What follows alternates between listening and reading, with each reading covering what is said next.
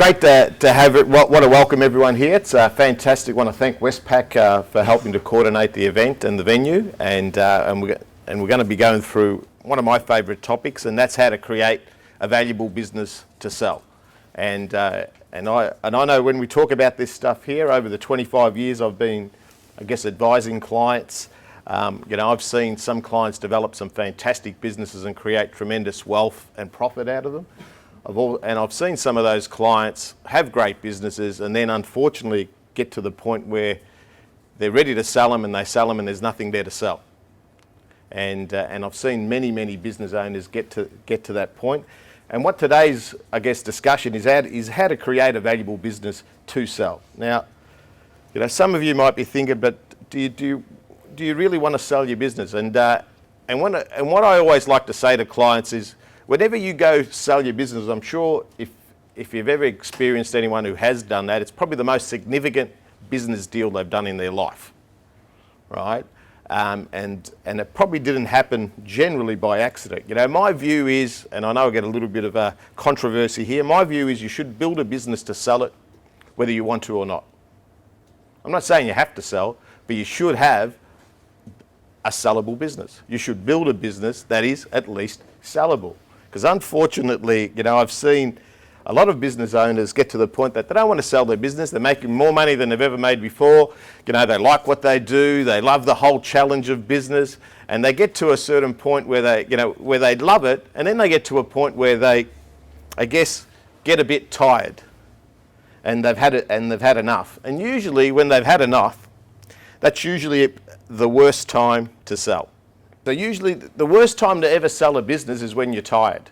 Because who's ever seen a tired business owner? What's their business look like?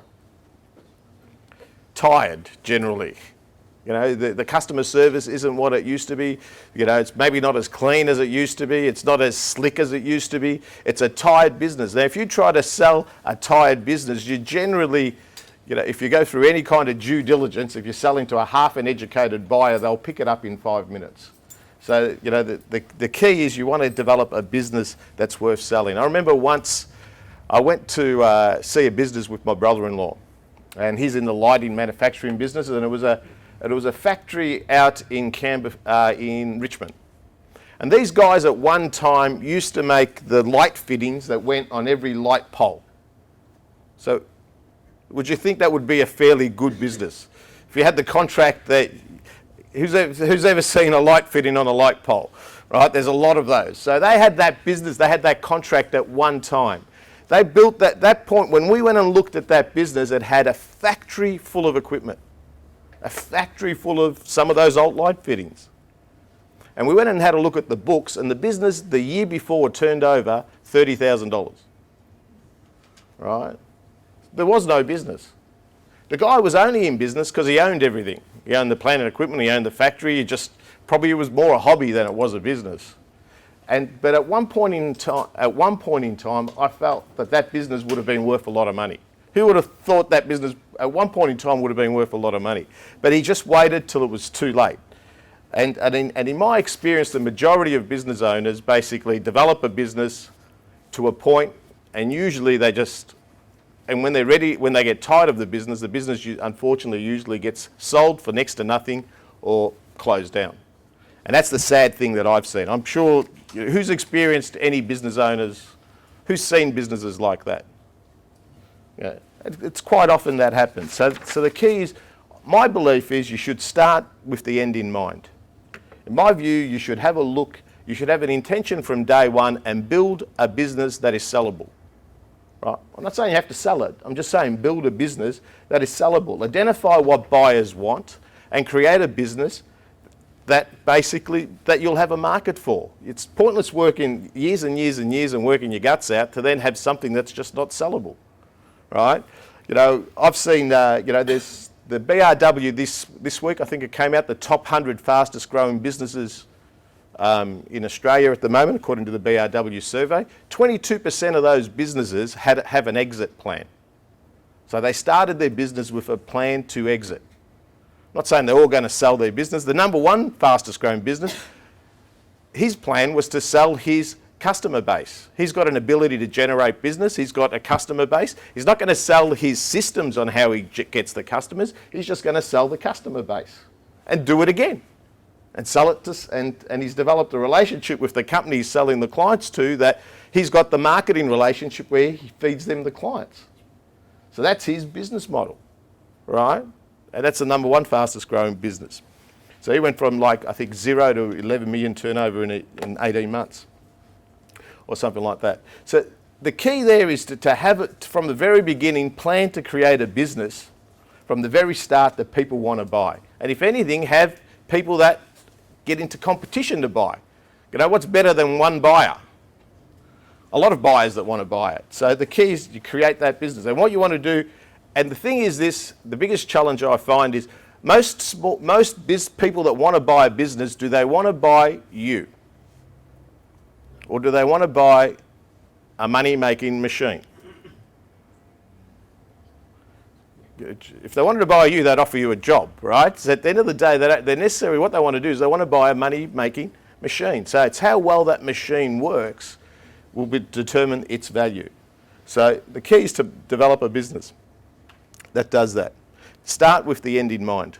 Tell you a little bit about SP Solutions. I've probably spent the last 27 years studying on how to help my clients grow and develop their business and improve their wealth and performance. And probably, at the moment, we employ about 25, 26 people that are focused on helping small business owners develop great businesses and wealth. Our goal is to help clients become as, successful as they want to be. Now, I find we get our best results working with, there's a lot of clients in this room, working with people that are motivated to develop and grow their businesses. That's the kind of clients that we get the most success with. And today I'm looking forward to having a chat with one of our clients that's developed a very successful business over the years, and we're going to have a three-way interview later on, and I'm looking forward to sharing that story with you, right? Because the key is what I find when it comes to developing your business and developing your business to the level of success you want to be, there's usually some barriers that are stopping you. And when you break down those barriers, that's what helps your business grow to the other level.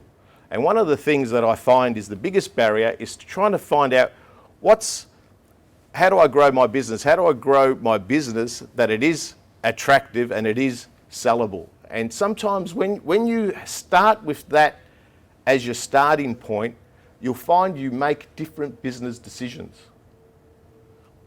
right?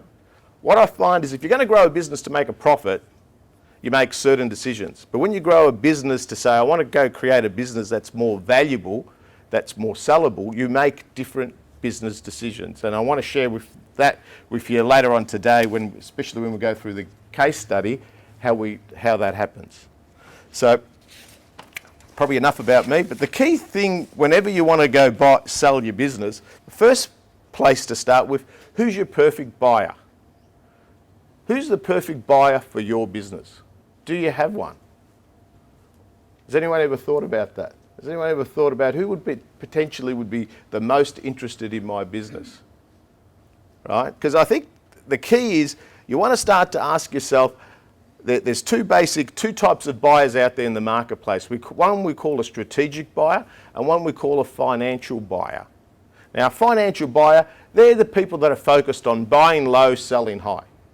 They're the people that are looking to either buy turnover or buy your customers. They're just looking to create market share, right? That's what we call a financial buyer. A strategic buyer is probably somebody that wants to maybe get into the type of business you're in, wants to get into the industry. You may have a foothold into a certain industry and they want to get into that industry, whether that foothold is a certain type of customer, whether it's a certain type of IP, whether it's a certain type of systems or processes. They want to basically they want to look at buying your business to create greater synergies so they can then scale and grow their business. So that's what a strategic buyer is. Now, classic example of that, I had a client of mine last year sometime. He's got an internet business, and in this internet business, there's a lot of competitors out there that are very, very keen to buy customers. They're very keen to buy market share. And the going rate in that industry is if you've got a customer, it's probably about three times the profit. give or take, in that industry. It's roughly around that. They might vary a little bit more, but it's around roughly 3 times the profit. So we had a bit of a chat about that, and I said, but who would be interested in your business from a strategic point of view? Who'd be interested in maybe getting into your industry? Who could we talk to that could potentially pay you more because you've got something that you've set up the whole infrastructure to be able to deliver this internet service. Now, if someone's already got an internet business, they're not interested in that, but if someone doesn't have that, would that be of value to them? And he said yes. And he worked in the hospitality industry, and he's targeted the hospitality industry as his main customers. So what he went and did is he went and asked the other guys that supply a lot to hospitality, the guys that do the videos, the ones that sell the movies in the hotel rooms. So what he did is he went and approached some of those, and they were very keen because that was a product that they could package together, and most of them did. So they felt as a way of growing their business, that was a way to go. So they started offering him 5 and 6 times multiple for that business because he found a more strategic buyer for that business. So the key is, who's your perfect buyer for your business? Now, another buyer that's very prevalent out there in terms of getting, a higher multiple for your business is what we call a corporate buyer. Now, a corporate buyer, which we'll talk a little bit to Andrew later on today, about what does a corporate buyer look for? And these are what I'm talking about, the large multinational companies, the large publicly listed companies. They're in a position that they can possibly pay a little bit more for their businesses because their earnings in the marketplace get valued at 8, 10, 12, 15 times earnings. So they're in a position they can afford to pay a little bit more than, say, a smaller business person can. But obviously they need to do a lot of work and a lot of due diligence when they look at a business. And you've got to be a certain size. If your business is too small, they're not interested because it takes a lot of money to do a due diligence. So therefore, there's a lot of energy and effort. But we'll talk a little bit more about that later on.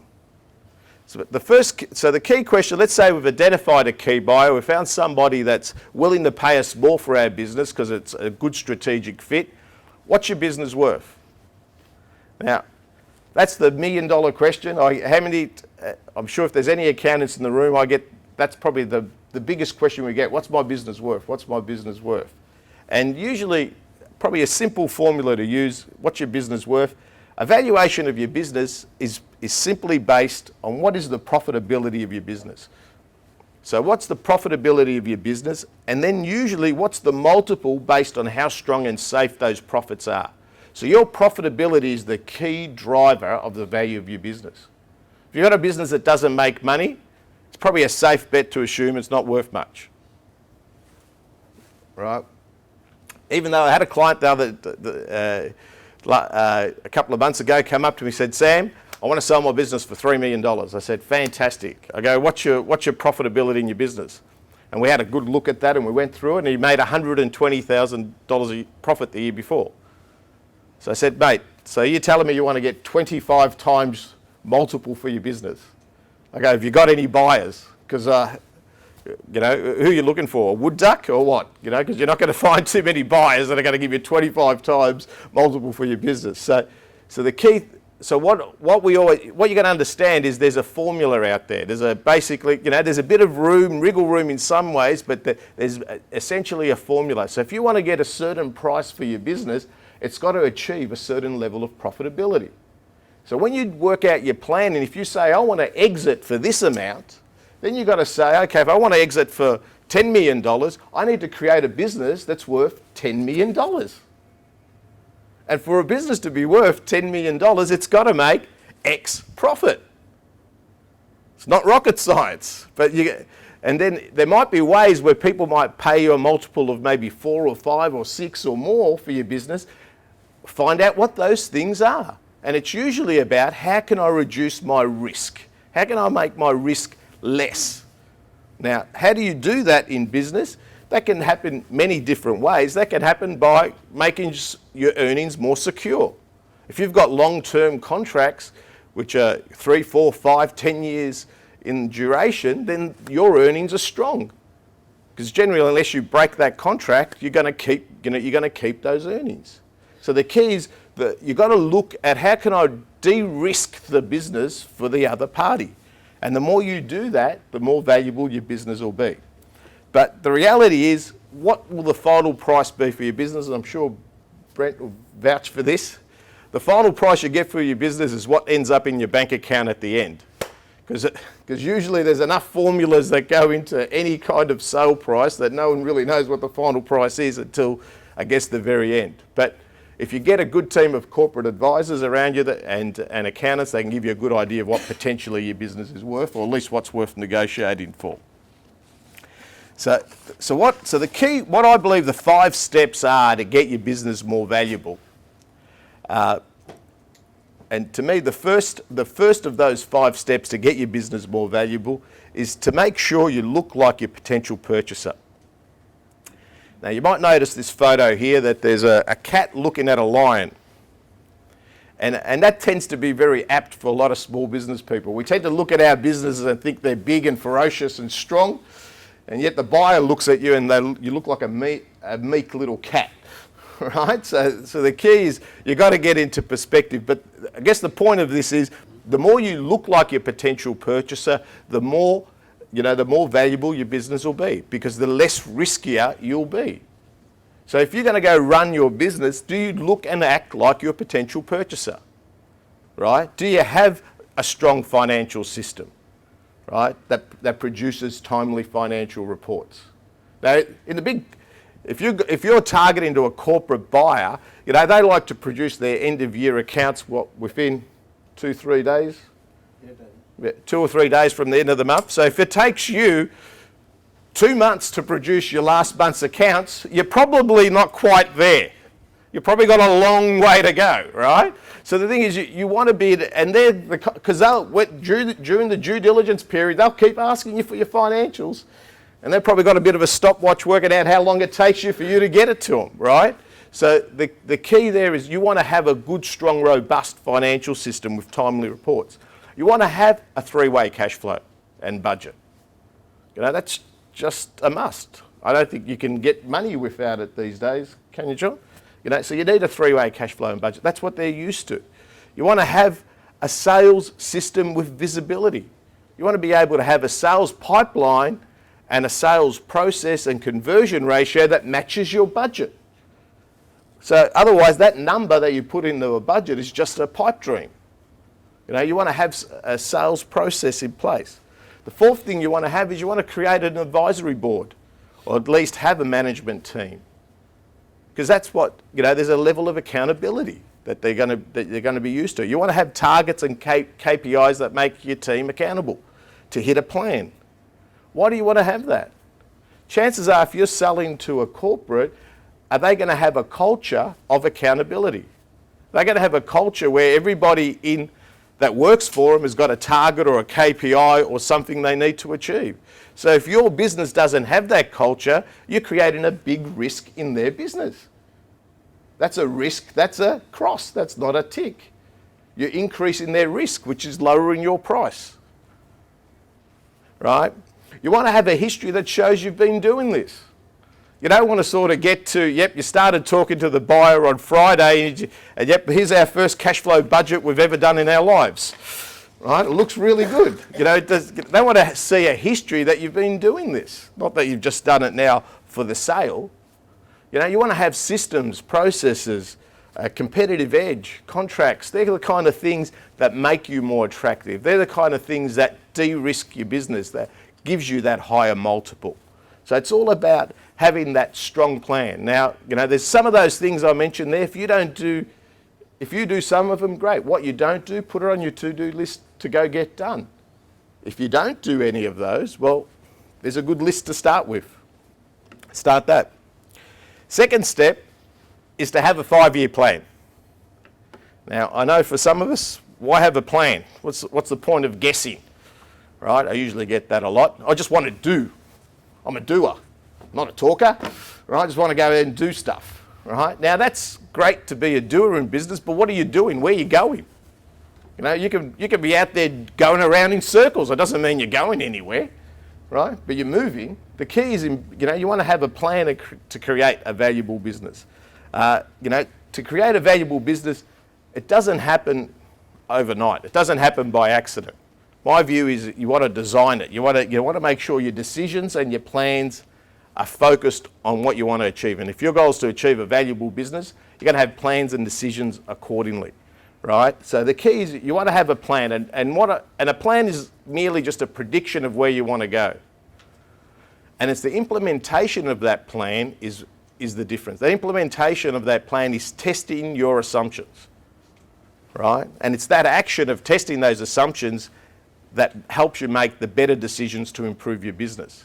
It's trying to implement your plan is what's going to give you the better decisions to improve your business. A good business model doesn't happen by accident, right? A good business model, which is attractive, happens by experimenting the prices, experimenting the terms, experimenting different things. Then you find the right answer that works in your business. The other thing you want to look at with a plan is you want to create some scalability. You know, if your business is at a peak and it can't grow anymore, why would anyone buy it? Don't people want to buy the ability to scale up your plan, to scale up your business? They want to buy a business that they can go turn into something bigger than you have. You know, the biggest reason corporates tend to buy SMEs is they know they can use their financial muscle to scale this business up and grow it. They can do probably more with it than you because they've got maybe more capital. Right, so that's the key to say scalability is a key focus in your business. And what I find about scalability, it's about making the right decisions. Sometimes in business we don't want to grow it because we're happy, we're doing well. We think, why do I want to go through all the pain of growing? But it's having that growth strategy in place and making those decisions to have a growing business is very, very important. Because everybody wants to buy, your buyers all want to buy a business that they can expand, that they can increase the value of. Because that's what makes your business, gives them the higher upside. Step 3 is, the funny thing is this, in the beginning, most of our businesses start like this, right? We're the one-man band, right? We make things, we do things, we sell things, we do the bookwork, we do basically everything in the business. And in the beginning, we've got no choice but to be the one-man band. But after time, what we want to do is we want to do that job long enough to be able to put ourselves in a position that we move to become the conductor of an orchestra, right? Is basically we're just the person up front. The funny thing, the key thing that I found is the less the business relies on the business owner, the more valuable it is, right? And the thing that I see that happens a lot in small business is what I call founder's dilemma. Right? I read this in a book once by this American guy, and he goes, what founder's dilemma is what makes you strong also makes you weak. When you start, what made you great in the beginning, whether you're great at customer service, great at sales, great at marketing, whatever made you great can also now hold your business back. Because you haven't replaced yourself in your business. You know, it's a bit like I remember a few years ago, is there any Collingwood supporters in the room? Probably, yeah, go on you, Dave. Right, a few, right? I remember when we first recruited Nathan Buckley, you know, to Collingwood in the early 2000s when they were playing hopeless, right? You know, the only problem with Nathan Buckley is he couldn't kick it to himself. Right? If there was 2 of them in the team, we would have done a lot better, but just he couldn't kick it to themselves. Like, you can be the star of your business, but you can't kick the ball to yourself. You've got to be able to pass the baton on. You can't just be the main thrust in your business. And all of us have got a little bit of star quality in our business. But the thing is, you want to try to create the business so you're not the star in your business. So you start to get others to be the stars in your business. So you want to start to work on what I believe is you want to start working on developing your operational, you know, your financial and marketing systems. You want to start working, how can I take stuff out of my head and put it into a system? But more so, one of the things you want to do is you've got potentially some good people in your business that have got stuff in their heads. You probably want to start working on some systems to take the stuff out of their heads and put that in your business. Because the IP of the business walks out the door every night. So you want to be able to trap some of that IP and put it in a system. So if that person goes, at least you're not starting with a blank page again. So you want to get into the habit where you're starting to do that. You want to always work, on the things in your business that basically give the business the most value. Now, that in your business could mean getting that new customer. I was talking to Paul just before the meeting, and he's working on a $1 million tender. So it's probably better for Paul to work on a $1 million tender than get a $500 sale. But if you're busy doing the sales, you haven't got time to maybe work on the $1 million tender. It might be worthwhile in your business to be working on a preferred supplier list. How can I become a preferred supplier for a government agency? But maybe you don't get around to doing that. How do I maybe go get that, work on that marketing strategy? There's things in your business that are high-level things that if you don't do them, no one's going to do them. But that's the stuff that's going to add the most value to your business. You go win that 10-year contract, long after you're gone, you're going to see the business is going to have the value of that 10-year contract. So it's a matter of working on the right things, and that's what's going to make your business less reliant on you. Step 4 is in my belief, have a management team that can execute the plan. Have a team, because the reality is the better your team is, the more valuable your business is. Right? I remember there's a story by Steve Jobs bought a company many years ago. I can't remember what the company was called. It was a computer company. He bought it off George Lucas, the guy that created Star Wars. And he bought this company off George Lucas for the mainframe computer, because he wanted to go sell this computer to government agencies. That was his main goal. In that company was this guy, I can't remember his name, Krasenberg or something like that was his name. And this guy here was the animator. Now, Disney had been trying to poach this guy for years. He had a small interest in this company and he wasn't going anywhere. As a result of that guy, that Steve Jobs didn't even know he had, right, Disney did a deal, and that was the beginning of a company called Pixar, and that was the guy that created Toy Story. Right? So that guy that created Toy Story was what, before Toy Story got released, or just as it got released, they floated Pixar, and that was Steve Jobs' first billion-dollar company. But there was a guy in the business that made it worth that. The other side story is that that computer company did nothing. But that computer company had an operating system that Apple ended up wanting, and that operating system is how Steve Jobs got back into Apple, right? So this dud business that never did anything ended up creating $2 billion businesses for Steve Jobs, just on a side note. So how do I get to that? Your team is important. Your team is valuable, sometimes more valuable than you think. And it's more valuable maybe to others. So I believe the key role of a business owner is the job most business owners usually avoid. The number one job most small business owners should be doing is to become what I call the talent scout for your business. Your job is out there to go find good talent. Your job is to always be looking for good people, regardless of what your business is, whether it's good salespeople, whether it's good drivers, whether it's good plumbers. Your job is to always to be looking for good people in your business, to become that talent scout, to go find, to go start to create your frontline, executive team or management team. Build your team, build your frontline team, right? The first key role that you want to do that I find most small business owners need to do is to get their operations right.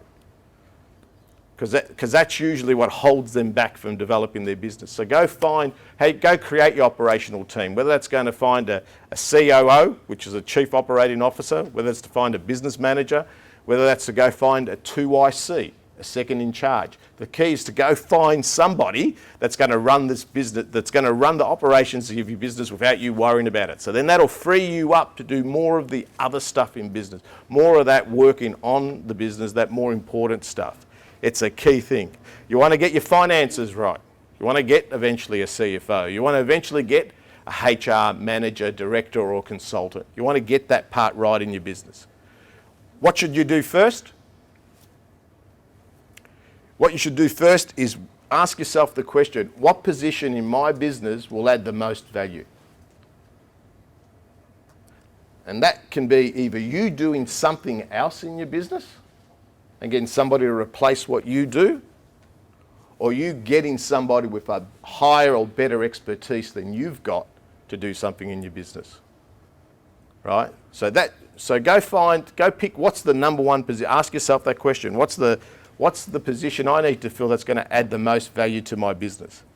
And the second thing you need to focus on is have a recruitment and induction program in your business. You want to be able to find out you've got good talent and find out quickly, because if they're no good, do you want to hold them? No. Right? So you want to have a system that you can find them and then work out if they're any good through your induction program and then just keep looking. So that's the key thing. So, and that's where a good HR person makes a big difference in your business. We talk about this a lot. And I think we went to a seminar, and I know Dave went with me as well, and we talked, step 5 is what I call get your box ready. Have your box ready and the team to present it. And what I mean by that is any buyer for your business is going to want to do due diligence on your business. Just no matter what, right? So you've got to be ready for it. And before anybody's going to spend any money on your business, they want to see a book on your business. So what's your book look like? And if you want your book to be a bestseller, you've probably got to have these 5 key components in your book. So the book, the first key thing you want to have in your book is what's the company history? Explain a bit about background about the company, because you remember who's going to be looking at your business, they may not know you that well. So they want to have a bit of an insight into your business. The second thing they want to see is who are the key people in the business? Who's the executive team? The third thing is what's the business model? What makes your business strong? What makes your business competitive? What makes your earnings strong? They want to see what's your business model in your business. The fourth thing they want to see is your financials, or at least a snapshot of your financials, and usually for the last 5 years, right? And the fifth thing they want to see is your forecasts and your view of the future. Is generally what they want to see. They want answers to where you came from, who you are, and where you're going. They want a sales pitch with proof, right? You just can't just come up with a couple of different numbers. So the key thing is that's the first thing. You want to get a book ready. The second thing you want to get ready is the box. So what's in the box? The box is, who's ever seen a due diligence questionnaire? Right? It's probably the scariest document I've ever seen in my life, right? So Brent, there's probably I reckon at least 100 questions. Yeah, there's at least 100 questions on this due diligence questionnaire, right? If not more. I think it was about 10 or 15 pages, and there's at least 6 or 7 questions per page. It's the scariest document I've ever seen in my life, right? Now, so at the end of the day, you go try to collate all that information. That is a monstrous exercise. But if you do a little bit of organisation beforehand about having a bit of a box ready where you've got a place where all your leases are, where all your contracts are, where all your OH&S history is, where all your systems are, where all your processes are, you've got to create that place where all that stuff is documented, where you've got all your systems documented and in that place. The more work you do to get your box ready, the easier it is for when you're ready to go sell your business. The third thing you want to do is get your team ready. Have you got your external team ready? Who's going to handle this for you? Right? It's probably not going to be just you. You'd want to develop what I call an external team and an internal team. You want to have an external team, usually, you want to have somebody like a Brent on the team. You want to have some kind of corporate advisor that knows what they're doing. You want to have a good external accountant on your team. You want to have a good lawyer on your team, and you may need a consultant on your team. You also then got to have an internal team set up as well. More than likely will be the CEO, and the CFO, and maybe some other consultant or two on your team. You want to basically get your team. The better you do this, the better prepared you are, the better outcome you'll find. Your team's role is just to do this, is to accentuate the strengths of your business, to find the best buyer for you, to maximise your sale price, your exit, and more importantly, your exit terms, right?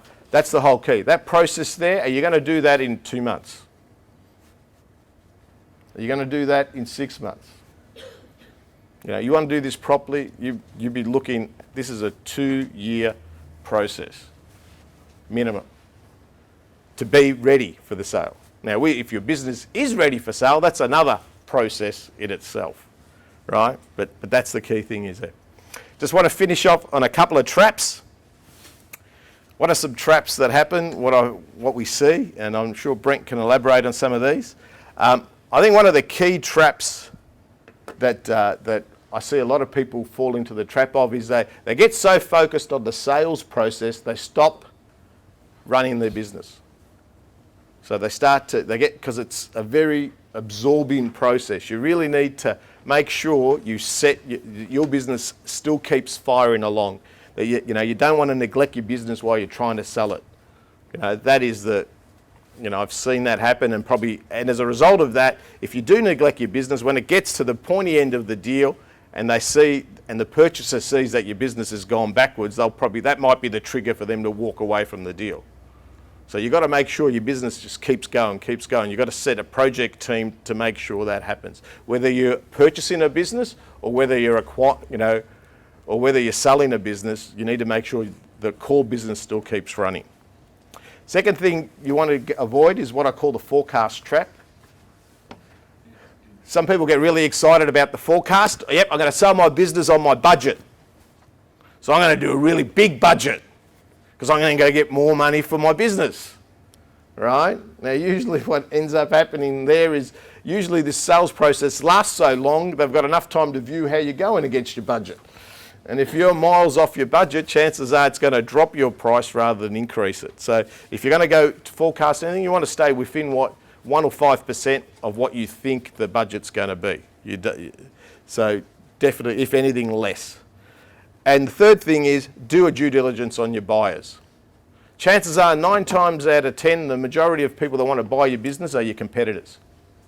Now the question is, do they want to buy your business, or do they want to work out what you're doing, or do they want to work out who your good people are so they can steal them? Now, a very cautious view is recommended here, right? Now, you've got to be able to give them some information, but not give them, I guess, the core stuff. And you want to check by using guys like Brent, are these guys Fed income? Or are they just there, are they Fed income buyers in the market, or they're not? Right, and that's where those corporate advisors really, really come in handy. So, just to finish up here, what I find is when you go through and create a business that makes millions of dollars and sell it for millions, it usually doesn't happen by accident. It's usually a planned process. My view is, you want to take a 5-year view as a minimum, right? At least go look at a 5-year horizon as an absolute minimum to get your plan in action. Experiment with your marketing, experiment with pricing, find out what the value is, get a clear mindset of what you want to do, right? Now, as I said at the start of this presentation, my view is you should build a business to sell it, whether you want to or not. The view is to go create a business that is worth selling. You don't want to get to the point where if you go and create a business that is worth selling and you don't want to sell it, what's the worst thing that's happened? The worst thing that's happened is you've created a more profitable business that's less reliant on you. Is that the worst thing that's happened? right? Generally, that's the worst thing that's happened. So the key is go create a business that is valuable, that it's worth selling when you want to sell it, even if you don't want to, because one day you might. But whatever which way you look at it, what I find is you do need a plan. And when you get to the end of it, and you've either gone and sold your business or you've gone and created this lot more profitable business, you're going to look back and you're going to ask yourself, you're going to pat yourself on the back and you're going to say, that was a plan well executed. Because what I find is when you create a plan, you go out there and strive to achieve it, you go get that done, whether you go get the biggest pinnacle and go get that multi-million-dollar check, or whether you've gone and created that multi-million-dollar business, you're going to look at yourself in the mirror and you're going to say, hey, good work. You've basically have gone and created something that most other business owners haven't done. You've gone and created a multi-million-dollar business.